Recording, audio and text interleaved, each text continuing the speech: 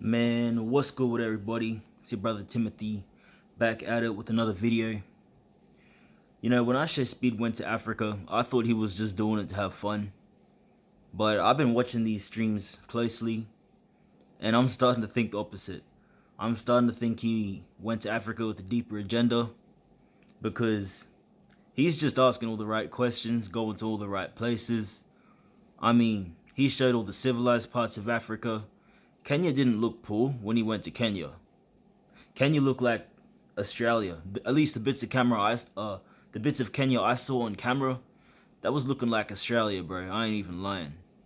And the when he went to what's that one country, Zimbabwe? Yeah, that looked beautiful, bro. That didn't even look like it was poor out there. They looked like they was living it up with those waterfalls and all that stuff. When he went to Ethiopia, that stuff, I mean, that was looking like some futuristic stuff. That was like he looking like Japan, bro. That was looking like USA in the future. It was almost making us look like a third world country. See, I just don't believe the lies they tell about Africa. First reason being is because I have friends from Africa, Kenya and Nigeria. And my Nigerian friends or brothers, man, they be telling me, bro. I mean, I know about the Fulani, the Igbo, the Yoruba. I know about all that stuff. And I know who those people are biblically. I know that Igbo is tribe of Benjamin, Yoruba is Levi. I know that Fulani is Ham. Them North Africans, they are definitely the Hamites the Bible speaks of. And Ishowspeed, he went to North Africa. He was just in Algeria. He went to Egypt. He's now in Morocco as we speak. You see, when he went to Egypt, he came across one of the Sphinx on the pharaohs, right? Or the pharaohs. He asked one of the ladies that worked at the museum, he said, what happened to the nose?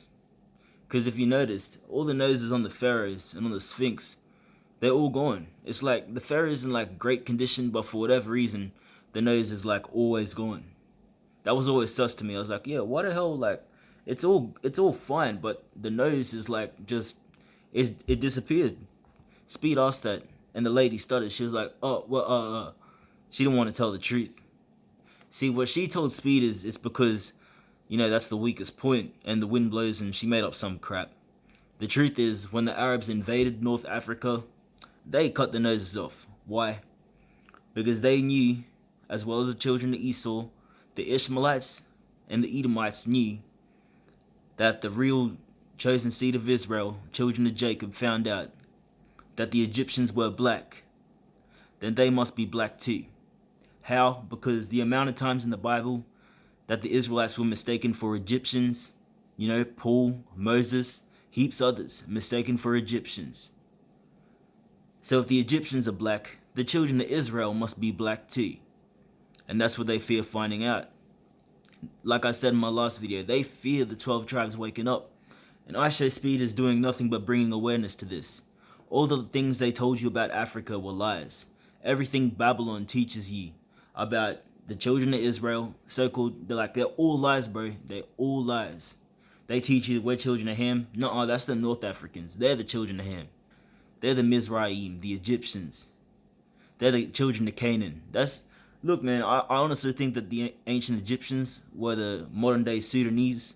That's just what I think, because they were described as people of stature. Sudanese are like the tallest people in the world. But it has to be like, if the Egyptians were a dark people, a melanated people, then the Israelites have to be melanated.